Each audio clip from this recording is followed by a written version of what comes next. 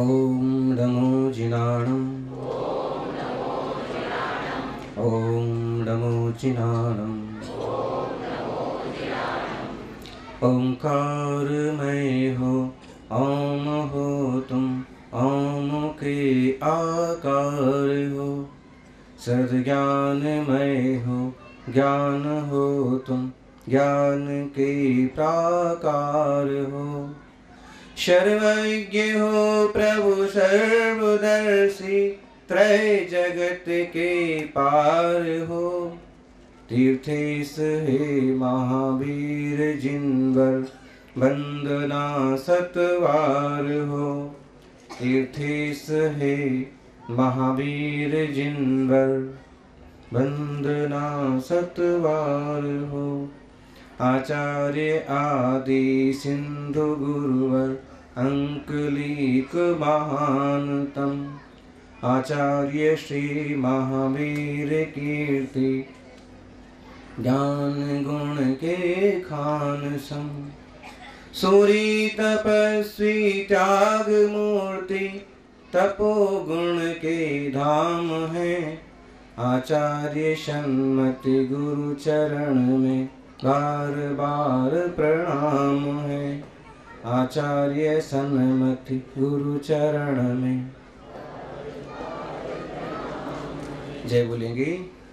पंच परमेष्ठी भगवान की, वर्तमान शासनक वर्तमान महावीर भगवान की, आचार्य श्रोमणी श्री आदि सागर जी महाराज की, आचार्य प्रवर श्री महावीर कीर्ति जी महाराज की, तपस्वी सम्राट गुरुवराज श्री सन्मति सागर जी परम पूज्य अपेक्षा नाम प्राप्तता विद्यावसति प्रज्ञावती गुरुराज शून्य सागर जी महाराज की, आचार्य संघ की।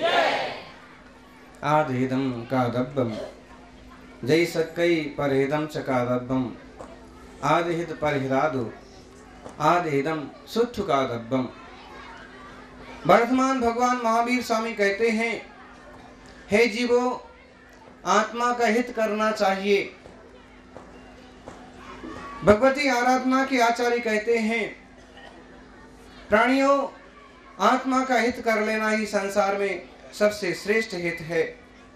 आधेदम कादब्बम जय सक्कई परहिदम चकादब्बम यदि शक्य है तो दूसरों का भी हित करो। आधेद परहिदादो आधेदम सुट्ठु कादब्बम। और आत्मा और पर दोनों की हित की जब बात होती है तो सबसे पहले आत्महित का विचार करो। आचार्य शिरोमणि श्री आदि सागर जी महाराज की जीवन में हम यह सूक्ति चरितार्थ देखते हैं, सबसे पहले आत्मा का हित करो। यह बात जुदा है जो आप लोगों ने कही कि उनके चरणों की धूल लगा करके कुष्ठ रोग दूर हो गया, उनके शरीर से बहा हुआ पानी लगा करके सर्प का जहर तुर गया, उनकी वायु के प्रभाव से मृतक व्यक्ति जीवित हो उठा, उनके आशीर्वाद से लोगों को सहजता और शांति की उपलब्धि हुई। आप लोगों की बातें सब अपनी जगह पर बहुत सही हैं, लेकिन जहां तक हम इस सूत्र के अनुसार विचार करते हैं तो मालूम पड़ता है कि वे सबसे पहले कहते थे आधेदम कादब्बम, आत्मा की हित करना चाहिए। जय सक्कई परहिदम च कादब्बम। और यदि तुम में क्षमता है तो दूसरे का भी हित करना चाहिए। समाज की सेवा करना, शिष्य प्रशिष्यों का निर्माण करना, सदाचारी ग्रस्तों की संरचना करना, मुनि मार्ग का जिन शासन का मार्ग समुज्ज्वल करना, यह अपने सिवा परहित की बात है। जहां तक हम देखते हैं कि आचार्य भगवान आदि सागर जी महाराज आत्महित करने वालों में प्रथम श्रेणी के पुरोधा थे। परहित में भी सर्वदा पीछे रहे हो ऐसी बात नहीं है। एक प्रकरण सुनने में आता है, क्षुल्लक अवस्था में आचार्य श्री शांति सागर जी उनके चरणों में पहुंचे। उन्होंने बड़े स्नेह से कहा कि जाओ, आहार का टाइम हो गया, चर्या पर उठ जाओ। और जब उनसे वापस निवेदन किया कि आप भी तो उठेंगे, तो उन्होंने कहा कि नहीं नहीं, मेरा तो अभी 3-4 दिन बाकी है, उसके बाद मेरा आहार होगा। दूसरे के प्रति स्नेह, वात्सल्य, प्रेम।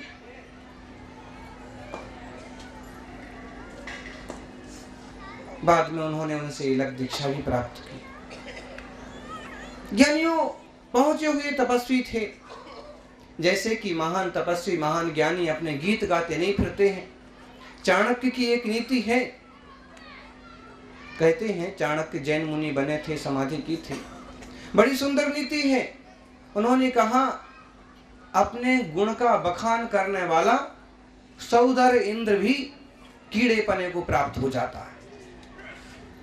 अपने में भी कितने भी गुण हो, लेकिन अपने मुख से मत गाओ। और वह सूक्ति आचार्य भगवान के जीवन में चरितार्थ थी कि बहुत सारे गुण थे, बहुत सारी योग्यताएं थी, बहुत सारी पद प्रतिष्ठाएं थी, लेकिन उन्होंने कभी वह गाया नहीं, समाज में जोर शोर से प्रकट किया नहीं। और ये तो आपने आचार्य गुरुदेव सन्मति सागर महाराज को भी देखा। ये तो जीवन के अंतिम सालों में 5, 7, 10 ऐसे लोग चिपक गए कि फिर हर बात को उन्होंने हाई फाई किया, गुरुदेव के प्रचार प्रसार को बहुत तेजी दी। नहीं तो उनको इन सारी चीजों से ममत्व नहीं रहता था, इसलिए नहीं रहता था। आपको आ गए अच्छी बात है, नहीं आ गए अच्छी बात है। हमने भी देखा है, जरा सी जगह रहती थी, 4 आदमी आ गए, आचार्य श्री मंगलम भगवान वीरो, मंगलम गौतमो गणी, मंगलम कुंद कुंद, 1008 महावीर भगवान की। और उनका प्रवचन 4 आदमी क्यों ना हो, परवाह नहीं करते थे किसी भी चीज की, किसी व्यक्ति की, ना वस्तु की, नहीं कुछ नहीं।